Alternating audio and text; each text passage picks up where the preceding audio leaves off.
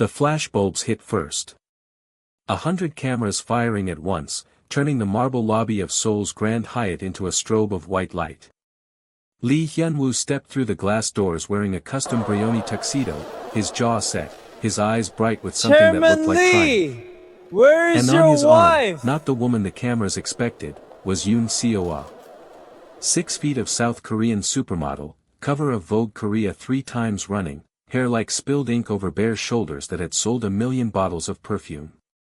She smiled for the cameras like she was born for it, because she was. The crowd at the gala parted. Murmurs rippled through the room. Every journalist, every investor, every shareholder leaned forward. Because where was Omari? She was already inside. Standing alone near the far end of the reception hall, still wearing the emerald gown she had chosen 3 weeks ago when this evening was supposed to mean something else entirely. She watched her husband walk through the doors with another woman on his arm, and she did not flinch. Not once.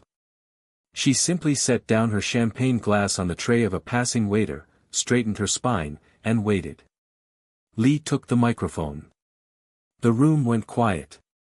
"Tonight," he said, his voice carrying the easy confidence of a man who had never once doubted he deserved everything he had, "I want to share something personal with all of you. My life is changing. I am changing." He paused, letting the cameras find his face. "Omari and I have decided to part ways. We have filed for divorce. And I want the world to meet the woman who will stand beside me as I lead this company into its next chapter, Yoon-Seo-ah." Applause.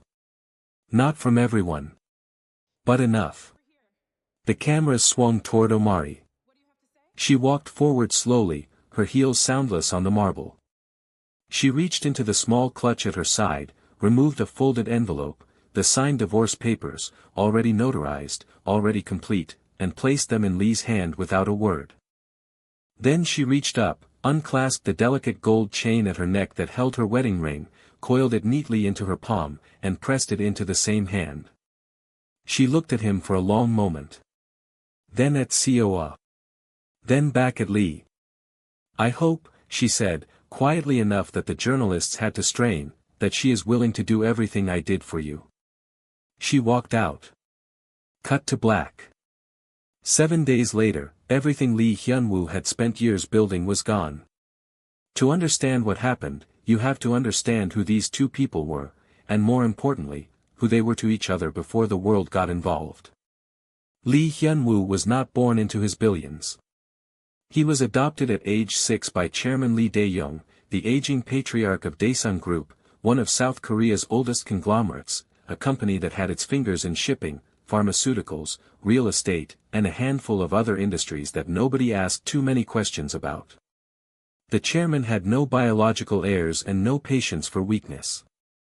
He chose Hyun-Woo because the boy was brilliant, fierce, and hungry in a way that reminded the old man of himself. He raised him like a weapon and pointed him at the market. By 31, Lee Hyun-Woo was Korea's youngest self-made billionaire. That was what the press said. That was what the press believed. Omari Jelani was the daughter of a Moroccan economist and an American literature professor. She grew up between Casablanca and Atlanta, moving between two worlds with the particular grace of someone who has never fully belonged to either and has made peace with that. She earned her MBA from Wharton at 26. She could read a balance sheet the way other people read novels, finding the story hidden beneath the numbers, sensing the tension before it broke the surface. She was not loud. She was not flashy. But she was, in the estimation of everyone who had ever sat across a table from her in a negotiation, absolutely terrifying. They met at a trade summit in Dubai. He spilled coffee on her presentation portfolio. She looked up at him with those dark, steady eyes and said, "You owe me 4 hours of prep time." He married her 11 months later. For 3 years, it worked. I love you too. More than worked, it was extraordinary. We'll always build this empire together. Everything He told her one night, on the roof of their us. apartment in I Gangnam, believe the city sprawling beneath them in a blaze of neon. "You and me, Omari. Everything I am doing, I'm doing for us." She smiled and leaned her head against his shoulder and believed him, because in that moment, he believed it too. What Seoul saw was Lee Hyun-Woo, the golden boy of Korean business. What nobody saw was what happened before every board meeting, every major pitch, every crisis call at 3 in the morning. What nobody saw was Omari. It was Omari who stayed up until 4 a.m. rebuilding the financial model when Daesung's pharmaceutical division posted a catastrophic quarterly loss and the board was ready to sell off the entire unit. She found the inefficiency, a decade-old procurement contract with a supplier who had been quietly overcharging the company, renegotiated it in 2 weeks, and turned a projected loss into a narrow profit. Lee presented the results. The board gave him a standing ovation. It was Omari who flew to Jakarta alone when a critical shipping partnership was on the verge of collapse because of a cultural miscommunication that Lee's team had mishandled catastrophically. She spent 4 days in meetings, listening more than she spoke, making the Indonesian executives feel genuinely respected rather than processed. She saved a contract worth $240 million. Lee called it a lucky turnaround. His name went on the press release. It was Omari who quietly identified, then neutralized, a hostile takeover attempt by a rival conglomerate, spotting the unusual share accumulation pattern 3 weeks before their own legal team did, building a defensive strategy over a long weekend, and presenting it to the board as something Lee had commissioned. She did this because Lee had asked her to. Because he said it would look stronger coming from him. And she loved him, so she agreed. She did not ask for credit. She had not married the company. She had married Great, Lee. Beautiful. Then Tilt Yoon your head Seoa just happened. a little to the right. Seoa was not a villain. She was a 28-year-old Perfect. woman Hold it who was right there. extraordinarily beautiful, professionally ambitious, and skilled at reading what powerful men needed to believe about themselves. She had been the face of Daesung's luxury Perfect. skincare Hold line that, for beautiful. 2 years, a commercial relationship that had somehow, at a brand launch party 18 months before the gala, become something more personal. She represented everything that was starting to intoxicate Lee: cameras, magazine covers, a kind of fame that was tactile and immediate and glamorous in a way that business success alone could never be. When he walked into a restaurant with Seoa, heads turned. When he walked in with Omari, composed, elegant, quietly brilliant Omari, people simply assumed she was his colleague. It gnawed at him. He hated that it gnawed at him, but it did. His PR team poured gasoline on the ember. The public wants a power couple, his chief communications officer told him during a strategy session. They want aspirational. They want visual. No offense to your wife, but she doesn't move the needle on brand perception. Lee said nothing. He looked out the window. He started coming home later. He stopped sharing the business updates that he used to bring straight to Omari because talking through problems with her had always made him feel sharper. He stopped asking her opinion. He told himself it was because he was growing into the role, becoming the leader he was always meant to be. He was not yet honest enough with himself to admit that he was becoming afraid that without her, he might not actually be that man at all. Seoa, to her credit or her discredit, understood this. She was perceptive. She noticed the moments when Lee seemed to shrink slightly in Omari's presence, not because Omari did anything to diminish him, but because Lee's own conscience did it to him automatically. She filed this observation away. And there were others around Lee who were far less passive about what they wanted. Deputy Director Kwon Song-hyun had been with Daesung for 20 years. He had watched Lee come in as the adopted heir, watched Omari quietly dismantle every financial landmine Kwon and his allies had buried into the company structure over the previous decade, and he hated her for it with a cold, patient, professional hatred. She had cost him and his network hundreds of millions in inflated contracts and corrupt procurement deals. She had done it politely, without accusations, without drama, just clean numbers and better alternatives. Which somehow made it worse. Kwon began having private dinners with Lee. Bringing concerns. Framing them carefully.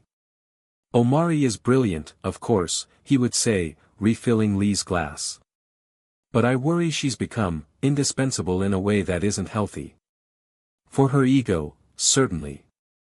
But more importantly, for your authority. The executives, the foreign partners, they're starting to wonder who is actually running this company. He would pause. Let it sit. I just want what's best for you, Hyun-Woo. She controls everything, COA said one evening, softer, running a hand along his arm. Your schedule, your strategy, your image. Don't you ever want to just be the man I know you are? On your own terms. Lee believed them. Not all at once, it happened like water finding its way through stone, slow and inevitable. He started to look at Omari differently. Where he had once seen a partner, he began to see a shadow. A leash. He told himself the divorce was about his happiness. About his future. About finally stepping into his own. He did not tell himself the truth, which was that he was terrified. The morning after the gala, Omari boarded a flight to Casablanca. She carried 2 suitcases and a leather portfolio that contained every document she had spent 3 years quietly accumulating, every contract she had negotiated under Lee's name, every financial rescue she had orchestrated from behind the curtain, every letter from foreign government ministers addressed to the representative of Daesung who had actually shown up. She did not call Lee. She did not call the press. She simply left. And the walls started coming down. Day 1. The Meridian Capital Fund, 12% of Daesung's external investment structure, sent a terse email requesting an emergency review meeting. Their point of contact, they noted, had resigned. The person who answered the phone in her place could not locate the relevant files. By afternoon, the email was an urgent call. By evening, it was a formal notice of intent to review the fund relationship. Lee's team scrambled. They called her number. She did not answer. Day 2. A shipping conglomerate based in Singapore, which had partnered with Daesung after Omari's trip to Jakarta, sent notice that they were pausing scheduled contract renewals pending confirmation of strategic continuity on the Daesung side. The Indonesian partners followed within hours with a similar message. The Jakarta relationship that had taken 4 days to save unraveled in a morning. Lee called her himself this Omari, time. what is happening? She Everything picked is up. falling apart. Omari, I resigned, what is happening? and you knew that. Everything is falling apart. I resigned, she said. Her voice was even. You knew that.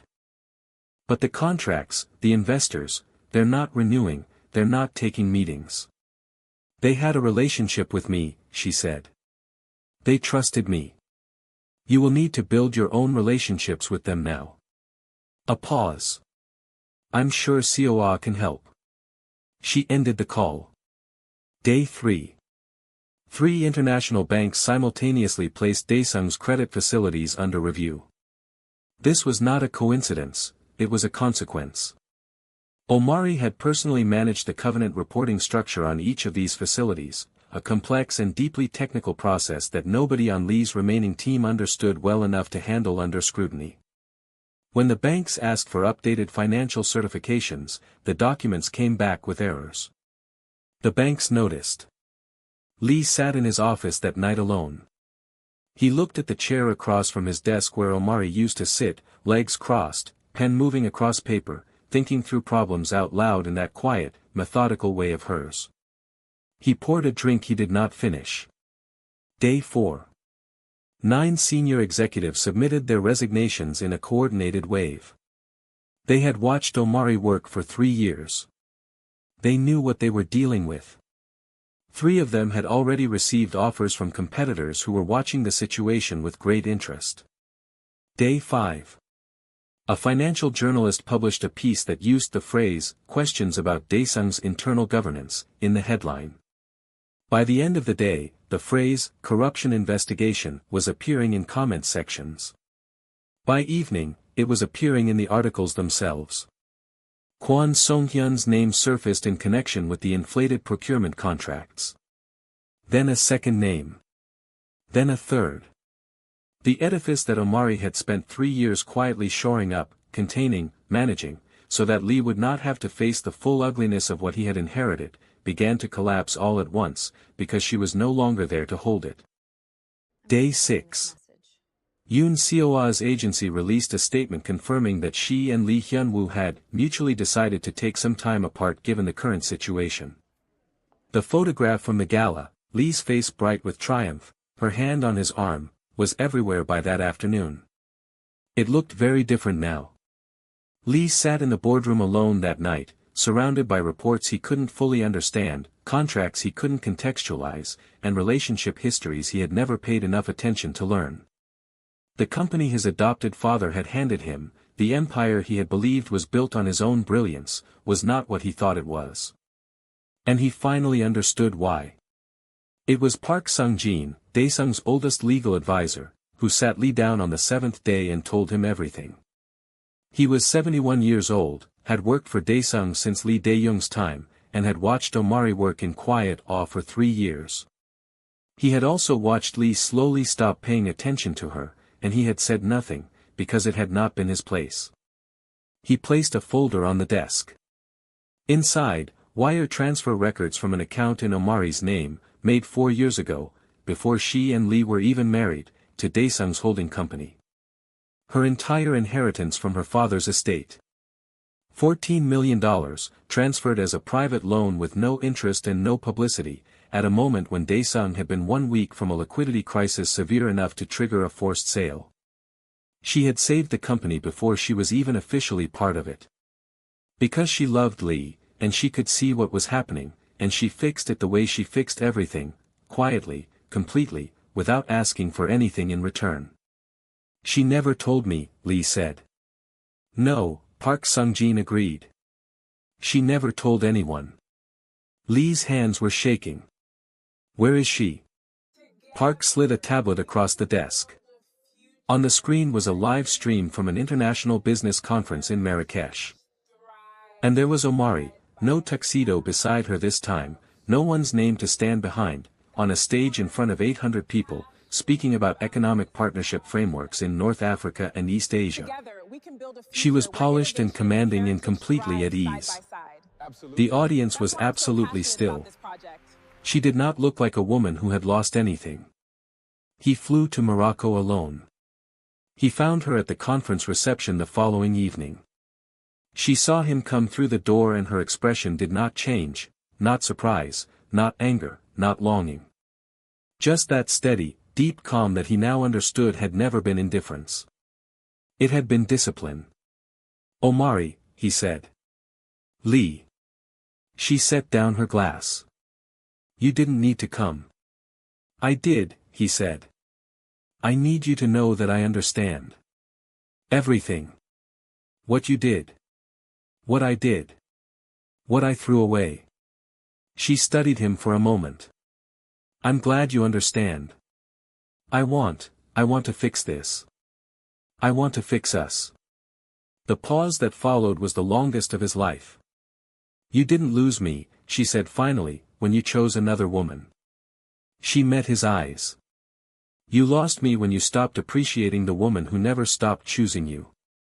She picked up her glass again and turned back to her colleagues, and Lee Hyun-Woo stood in a reception hall in Marrakesh and understood, completely and too late, exactly what he had done. He went home. He did the work. He removed Kwon Song-hyun and every executive connected to the procurement corruption. He restructured the board. He stood in front of the banks and the investors personally, without deflection, and accepted responsibility. He rebuilt the relationships that could be rebuilt, acknowledged the ones that couldn't, and started again, this time without anyone holding the structure together for him, because there was no one left to ask. It was slower. It was harder. It was more honest. Omari did not rebuild Daesung. She built something of her own, an international consultancy headquartered in Casablanca, with offices in Nairobi, Seoul, and Atlanta, that became, within 2 years, one of the most respected emerging markets advisory firms in the world. The clients who had loved working with her at Daesung came to her directly now. They always had wanted to. She did not carry bitterness. She carried forward. The narrator closes with the moral: the brightest diamonds don't always sparkle the loudest. Sometimes, the person holding your world together is the one you stopped seeing. By the time Lee Hyun-Woo realized Omari Jelani's worth, she had already discovered her own. If you were Omari, would you have forgiven Lee Hyun-Woo after everything he did, or would you have walked away forever? Share your thoughts in the comments, and don't forget to like and subscribe for more unforgettable Afro-Korean stories.